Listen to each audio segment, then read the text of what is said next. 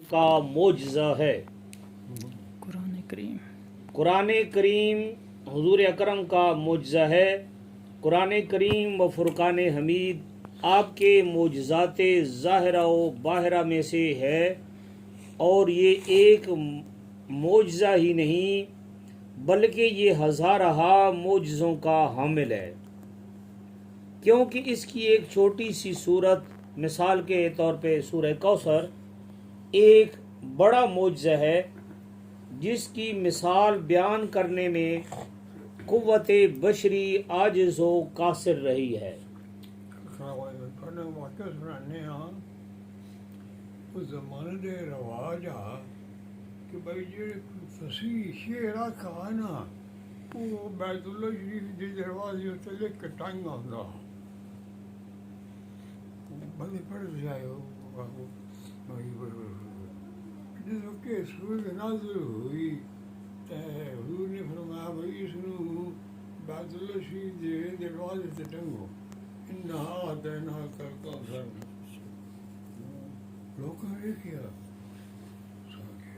لوکاں کیا یہ کسی بندے کا کلام تو نہیں، بڑا کوئی عجیب کلام ہے، یہ کسی بندے کا کلام نہیں۔ تفسیر شروع ہوگی، حضور خاموش، یہ کہنا کلام ہے، کوئی کسی کو پوچھا، کوئی نہیں پوچھا، کوئی کہیں پوچھا، وہ ڈنگر جتنے تھی پتہ نہ لگ رہا تھا اتنے تھی وہ کلام ہٹایا نہ گاندہ اس کو کئی جاڑے تفتیش ہوندی رہی، حضور کے سارے خلاف ہے، وہ نہ کبھی ایک بندہ رہ گیا اس کو پوچھ دیا کہ بھائی یہ تو نہیں ہے یا کسی اور بندے سے نہیں ہے، حضور صلی اللہ علیہ وسلم سے گئے کیا لکھا یہ کیا کلام ہے، حضور نے فرمایا یہ اللہ کا کلام ہے، اور بہت سارے مان گئے کہ بھائی یہ کس بندے کا کلام نہیں ہونا۔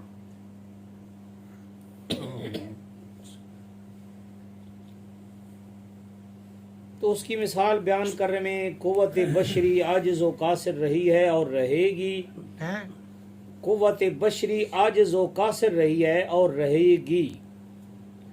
اسی فصاحت و بلاغت نظام کلام کے معجزہ ہونے کی ایک وجہ یہ ہے کہ عرب کے تمام فصیح و بلیغ ادیب اس کی مثال بیان کرنے سے عاجز آ گئے،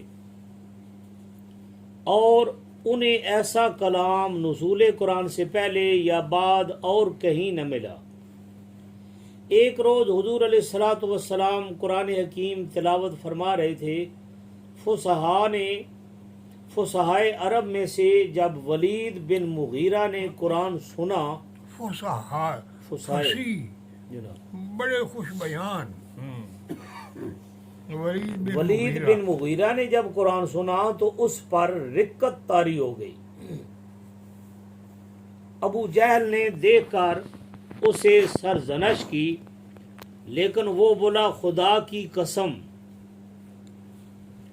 تم لوگوں میں سے کوئی شخص بھی کلام عرب اور اس کے استعاروں کو مجھ سے زیادہ نہیں سمجھتا۔ دراصل محمد صلی اللہ علیہ وسلم جو بھی پڑھتا تھا اس میں ہر چیز آ گئی تھی۔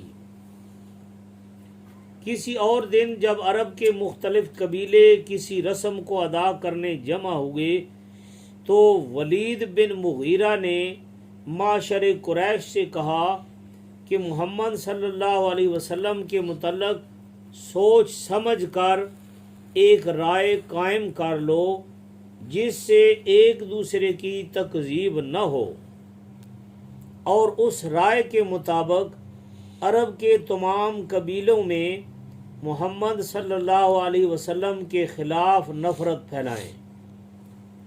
دراصل واقعی ہے ماتن دسینا سارے مشرکین مکہ بمے ابو جہل کہ ولید بن مغیرہ بڑا فصیح اس کی زبان مٹھی رہی بڑا فصاحت و بلاغت بھی مشہور آ اس نو حضور علیہ السلام کی خدمت میں بھیجیا کہ بھائی ون تو ہی سمجھا سکتا انہوں نو کہ بھائی یہ لوگوں گمراہ نہ کرے نو لوگوں نو کچھ نہ آکھو نو سانو اپنے بتوں کی بڑی عزت ہے بڑے ہنجے تو اچھا ولید گیا ولید وہ ہے جڑے کہ حضرت خالد بن ولید پیو آ خالد ولید گیا ولید نے عرض کی تھی جناب میں کوئی عرض کرنا واسطے آیا میں گلا سن سو کہ نہ سن سو فرمایا پڑھیے میں سنا جو بڑا فصیح بڑی سونی گلاں کریندا ڈکا کے گلاں کریندا گلاں بڑیاں کیتیاں ساری گلاں کر رہا نا حضور نے فرمایا ہوں کر بیٹھا افسوس کہ میں آیت کریمہ یاد نہیں حضور نے وہ جواب کے مقابلے ایک آیت کریمہ پڑھ چھوڑی وہ حیران پران ہو گئی چپ کر کے اٹھایا ابو جہل نو تو سارا کر کے میں یہ جو بندہ میں دنیا تو کوئی نہیں ویکھنا دی کلام نہیں اللہ دی کلام وہ بڑا قریب ہو گیا اسلام دے ولید بن مغیرہ خالد بن ولید باپ جڑا نا وہ لیکن ابو جہل جائے ساتھی ابو جہل کے پہ کرے نا ہنج پیونا بہرحال وہ مویا کفر تھے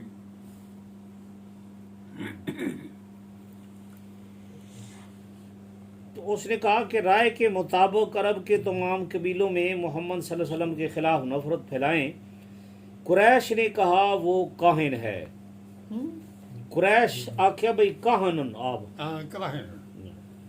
ولید نے کہا خدا کی قسم یہ کاہن تے جادوگر تو جی عمل کرنا لے. ولید نے کہا خدا کی قسم وہ کاہن نہیں ہے. ولید آگے اللہ نے وہ کاہن نہیں یہ جو بندہ کاہن نہیں ہو سکتا کیونکہ اس کا کلام زمزمہ اور سجع کے لحاظ سے کاہنوں کے کلام کے مانند نہیں. وہ کہا سنے حضور نے اس مقابلے میں وہ چند آیتاں پڑھیاں تو سنی اس. پھر کہنے لگے وہ معاذ اللہ پاگل ہے. پھر کہنے لگے قریش کہ وہ پاگل ہے.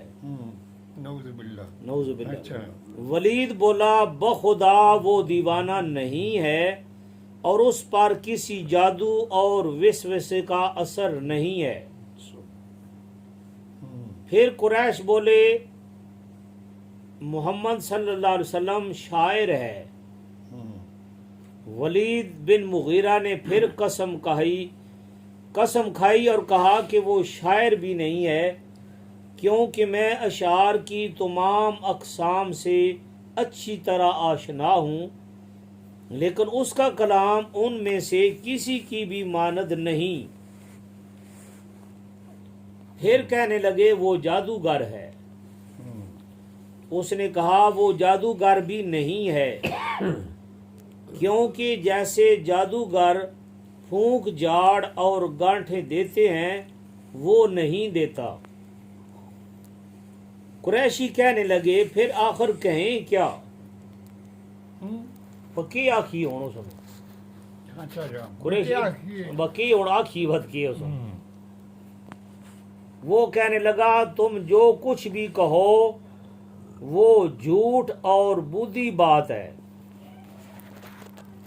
لیکن جو بات کارگر ہو سکتی وہ یہ ہے کہ اسے اس قسم کا جادوگر کہا جائے جو ان انسانوں میں باپ بیٹے بھائی بیوی اور رشتہ داروں کے درمیان جدائی ڈال دیتا ہے.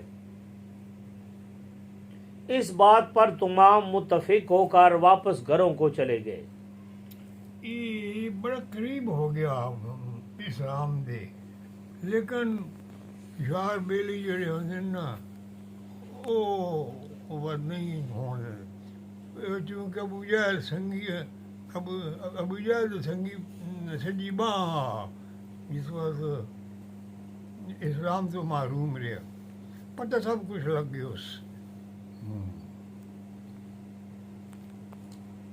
اس کے بعد برسر راہ بیٹھ کر حضور صلی اللہ علیہ وسلم کے خلاف نفرت پھیلاتے تھے۔ اعجاز قرآن کی وجوہات میں سے ایک وجہ ان تاریخی واقعات کی صداقت ہے جو صدیوں پہلے واقع ہو چکے تھے اور سابقہ امتوں اور ان کی شریعتوں کے متعلق تھے۔ اہل کتاب کو ان واقعات کو سمجھنے میں عمریں گزر گئیں، لیکن باوجود کیل اور کال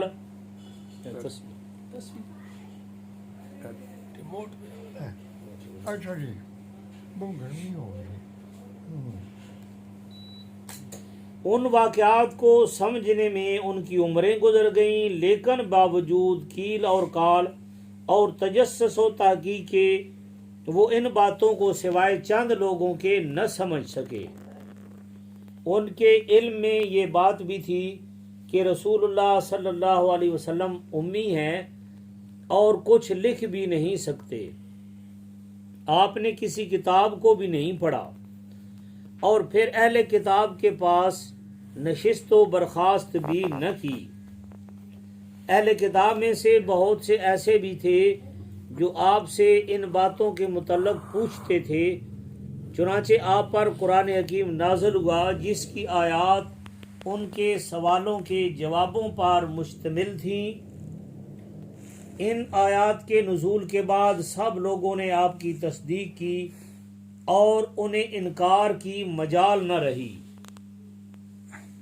قرآن کے معجزہ ہونے میں غیب کی باتیں بھی شاہد ہیں، مستقبل کے وہ امور جو واقع ہوئے ہیں یا ہوں گے ان کا قرآن حکیم میں جا بجا تذکرہ ہے۔ ان سے ایک ارشاد خداوندی انا نحن نزلنا الذکر و انا لہ لحافظون، یہ اصل قرآن ہوتا ہے، اصل اس کی حفاظت بھی کرنی ہے۔ بے شک ہم نے قرآن حکیم نازل کیا اور ہم ہی اس کے محافظ اعلیٰ ہیں۔ نزول قرآن کو آج 800 سال سے زیادہ گزر چکی ہیں۔ یہ 800 سال جامی کا زمانہ ہے جس میں قرآن کریم کو نازل ہوئے صرف 800 سال گزرے تھے۔ آج تو اس سے بھی زیادہ، یعنی 1400 سال سے بھی زیادہ عرصہ گزرا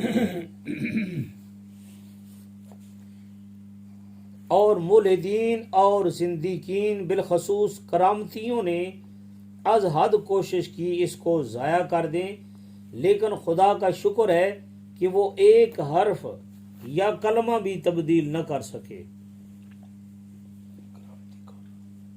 یہ امر پوشیدہ نہ رہے کہ کلام کریم کا محافظ رہنا از روئے معجزہ بھی ہے، کیونکہ ایک لمبی مدت تک کسی کلام کی حفاظت اس کے ہزاروں معارضوں اور معاندوں کی کثرت کے باوجود قوت بشری سے باہر ہے۔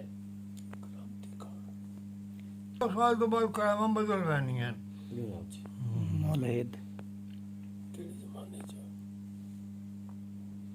اور اس میں ایسی خبریں ہیں جو مغیبات اور اہل کتب کے اسرار و رموز کا واضح بیان ہے۔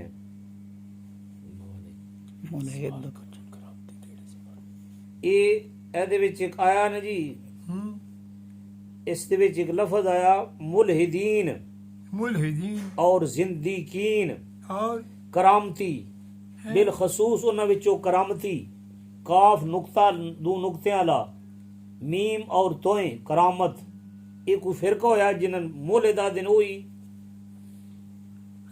کرامتین جی، تو اور کیڑا زندیقین ملحدین زندیقین بے دین ہوندے بے دین، جڑے کہ دین دے منکر ہوندے ہیں وہ ملحدین ہوئے۔ زندیقین ہے زندگین جی ہاں زے نون دال اگا ود یہ کاف نقطے والا یہ نون زندگین جو میں نے دیکھا ہے سنتا ہوں زندگین اور کرامتیوں